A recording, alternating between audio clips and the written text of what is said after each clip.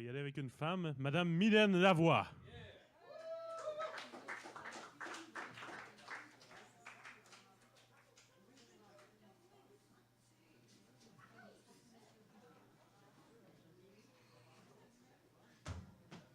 Donc, OK.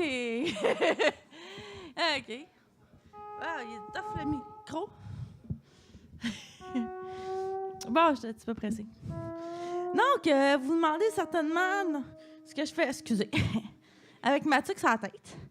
Je sais qu'on est au printemps, mais moi, mon poème, imaginez qu'il y a plein de neige dehors.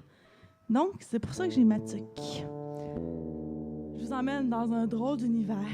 Ah, faut que j'avoue, mon père, j'ai pêché. Pêché de chair.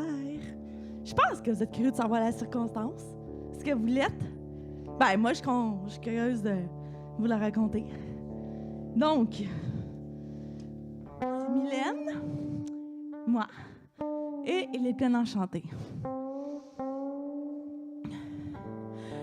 Moi et mon copain, on marchait dans le bois.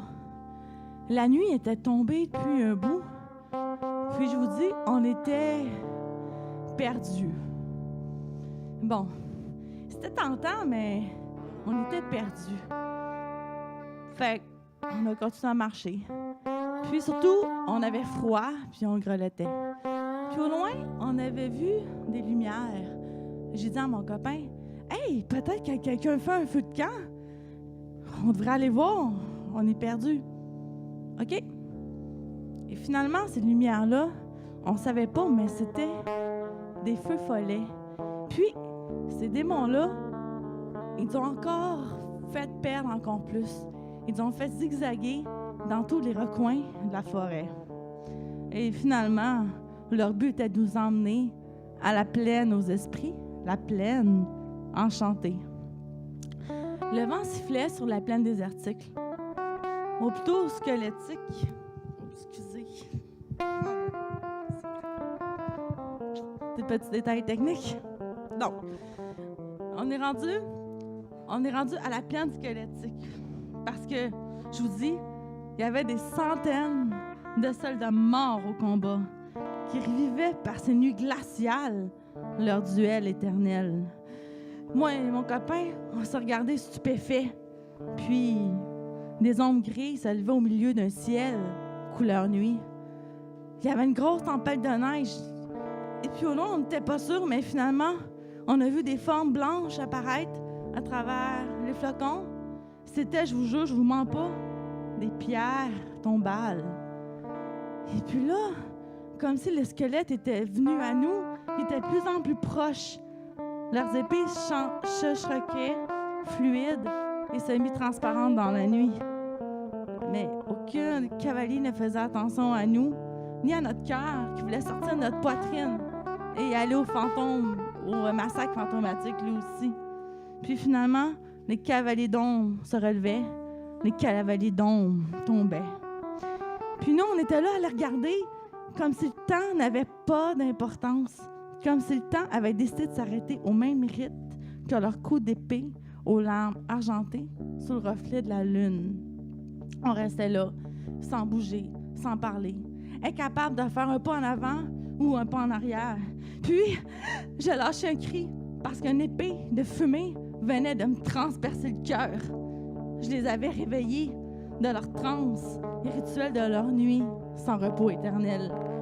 Leur tête et leurs yeux, sans orbite, s'étaient tournés vers nous. Leur bouche s'était changée en rictus. Du sang et la chair fraîche venaient rejoindre notre armée démoniaque. Leurs yeux nous glaçaient, le sang dans les veines. Leurs doigts squelettiques essayaient de nous attraper, mais ils passaient à travers notre corps. Moi, je vous jure, j'étais paralysée par la peur. Puis là, mon copain, il m'a pris le bras. Et puis là, il m'a réveillée de ma torpeur. Alors, on a couru, aussi vite qu'on pouvait. En arrière, bien, il y avait leurs dents qui claquaient sordidement derrière nous.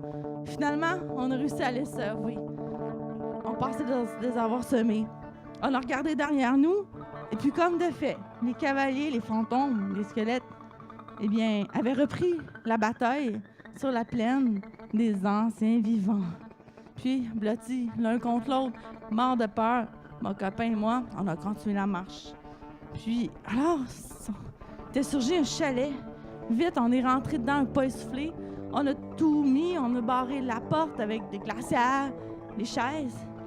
Puis là, quand on a regardé par la fenêtre, puis il y avait comme des visages, on n'était pas sûrs.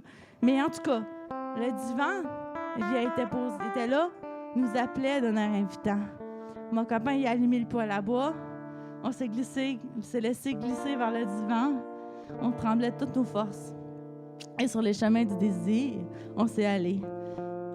Parfois, quand on a regardé à travers la fenêtre, on dirait que quelqu'un nous épiait. Des doubles, peut-être, qui nous souriaient d'un sourire sans sourire, bizarrement. On a fermé les yeux, question de rien voir. Et là, je vous dis que sur ce divan, eh bien, faire l'amour n'a jamais été aussi bizarre. Je chantais plus son corps, tellement j'étais glacée de peur et de terreur. Je chantais même plus ses reins, ni son bassin, tellement j'avais peur qu'il devienne fantôme lui aussi. Puis, j'ai senti mon corps s'évaporer et devenir de moins en moins matière. Et puis, on fait l'amour bizarrement à chaque nuit sur ce maudit divan. Un jour, on a regardé par la fenêtre, nos doubles avaient disparu. Et nous, on est restés prisonniers, tandis que nos doubles, eux, vont courir le monde. Prisonniers jusqu'à une autre personne passe par la plaine aux esprits. Et puis, la malchance va la conduire jusqu'à nous. Elle va se transformer en fantôme et nous, on va être enfin libres. J'envoie Hibou porter ce message à tous les magiciens de la Terre. C'est un autre moyen que de faire périr des innocents. Je vous dis, dites-nous-le, faites-nous savoir. Telle est mon histoire. 300 ans passés et depuis, j'entends marcher dehors. Peut-être ma chance à tourner. Un homme ou une femme? Pardonne-moi, mon amour. C'est une femme. Pardonne-moi, mon amour. Je brûlerai en enfer pour t'avoir abandonné à ton triste sort. Mais le supplice a assez duré. Ouf! La nuit tire à sa fin. Le jour se lève. Ah! Quel étrange cauchemar j'ai fait. Téléphone sonne. Hein? C'est qui? Il n'y a pas de réponse. Pourtant, j'entends au bout du téléphone une respiration, un râle à mourir. Je suis incapable de parler, je sens la panique qui montait. Puis, je vous en prie, répondez, ai-je demandé. Toujours pas de réponse. J'en peux plus de cette attente qui me tue. Je vous en prie, répondez. Enfin, après d'interminables secondes, une voix masculine se fait entendre. Mon amour, est-ce toi? Hein? Sa voix est changée au téléphone. À moins que ce soit le grichement du téléphone. Effectivement. On aurait dit que j'aurais vu à ma voix étranglée un fantôme. J'étais blanche comme un drap. À travers la vitre, il y a une silhouette qui me fixait bizarrement. À moins que ce soit le produit de mon imagination. Mais bon, mon amour est bien vivant, c'est tout ce qui compte. Alors pourquoi tant de sueur à mon front et ma chambre remplie de broussailles, de fougères et de pain? Je comprends plus rien. Mon fait, est-ce qu'il y a quelque chose à comprendre? Mon amour m'a dit que non. Mais ce qu'il saura jamais, c'est que j'ai tout rangé avant qu'il arrive. J'ai pas envie de passer pour folle, moi. C'est le fruit de mon imagination, l'esprit fertile. Pourquoi est-ce que j'ai l'étrange impression qu'une ombre invisible me suit? Pourquoi est-ce que j'ai l'étrange impression de plus être la même?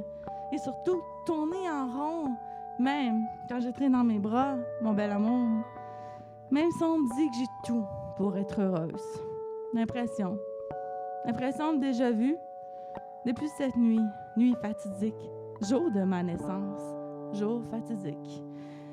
Bref, on a choisi ma vie pour moi, mais ce que j'espère, c'est finalement aujourd'hui, est-ce que je choisis ma vie pour moi? Merci. Merci.